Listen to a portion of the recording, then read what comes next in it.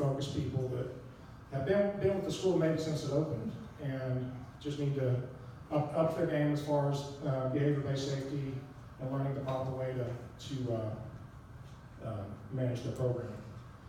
Contractor compliance, we have a lot of contractors in the building.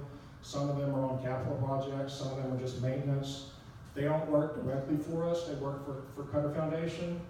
They are third country nationals for the most part. Some of them are skilled, some of them are general laborers, and we have to make sure the contractor's taking care of them. They're not working outside when it's 120, where they're getting proper rest breaks, things like that. So we have an indirect role since they're in our building to make sure they're wearing their PPE. I would say the challenge is the employees. It's very supervisor driven. So the supervisor is going to write the risk assessment. The supervisor is going to go to all the meetings, and the supervisor may think, well, I don't have to wear my PPE. I'm not going to work. Culturally, it's a little different than what you might find here in the U.S. Okay, engaging with, we don't have the traditional safety environmental liaisons. We do have to work with the ministries here, and sometimes we get requests for reports like chemical inventories. It's not as long as like a Homeland Security list, but we do have some chemicals that they are watching for, and we usually don't find out about their requests until a day or two before they want it. So it can be a challenge. We've gone to using BioRef software, so this is easier to track. But prior to that, we had to rely on the lab managers, making sure we had all the proper inventories in the labs. Okay, in identifying the leading and lagging indicators, we haven't had any workers' comp reported cases, so our lagging indicators are minimal. We are tracking how many courses people are taking and what the number of observations we're doing. So we're much stronger in our leading indicators, which is a good thing, but we're also trying to keep an eye on our lagging indicators. Okay, this one probably affected us the least. It was a big deal. Qatar was blocked off about a year ago from the other Middle Eastern countries, except for Kuwait and Oman. The only thing that's affected is we can't go to Dubai or Bahrain without going through another country. So professional development is limited to Qatar, but we have plenty of opportunities here. So it really, at first there was a concern over shortage of food. That didn't turn out to be the case. We still get all our supplies. We still get all our lab equipment. We just may get them, not necessarily through a different vendor, but maybe through a different country. So we can't get things anymore from Saudi Arabia or any of those countries that are blocking us. But it's not any better or worse than it was before that. Okay, we don't have EPA or OSHA. We do have the Ministry of Environment. So they have pretty strict requirements on radiation safety, and they're growing their chemical safety program. There's not an OSHA department as such. There's an ILL office.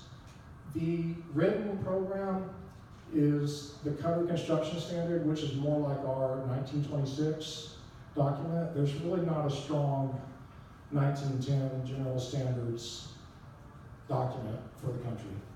There are some labor laws, but that's more what you would, it applies more to HR than it would to safety. Now there are some, we do follow the US procedures, so we have a chemical hygiene plan, we have the documentation in place as though we were in the US, but it's not required of the host country. We transitioned, we were looking at doing a OSAS 18,000 safety management system, and now we're moving more towards ISO 45,000. So it's all part of that plan. We checked that.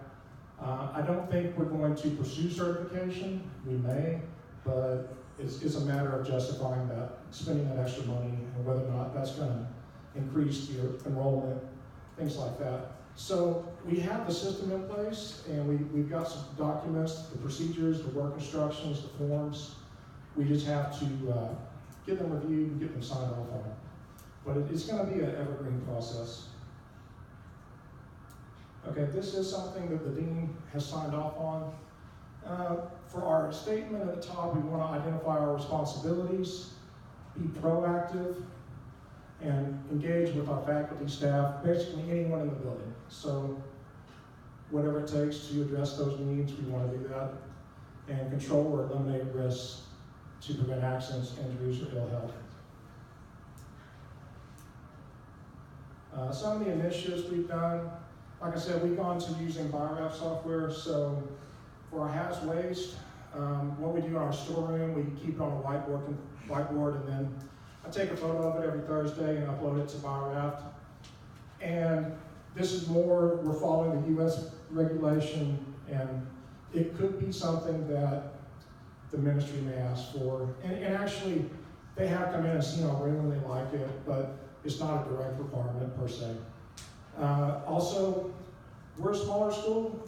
The departments have been used to the safety department paying for things that maybe bigger schools don't have that issue, but just, it's been something kind of a legacy issue of, you know, they want us to buy the PPE, they want us to buy everything.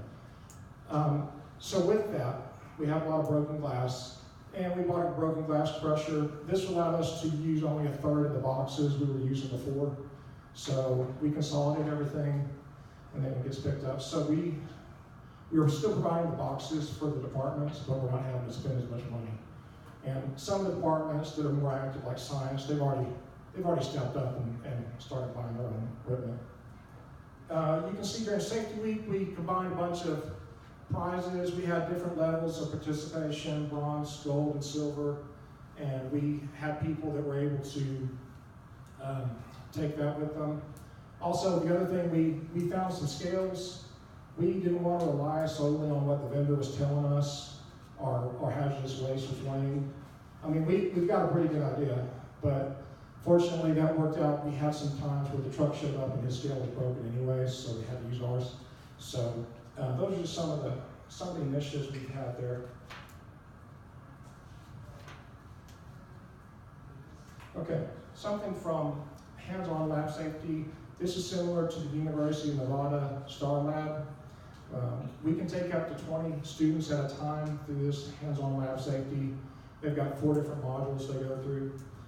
Everything is challenging, but it's not frustrating. So you can get through it, but you're going to learn something in the process.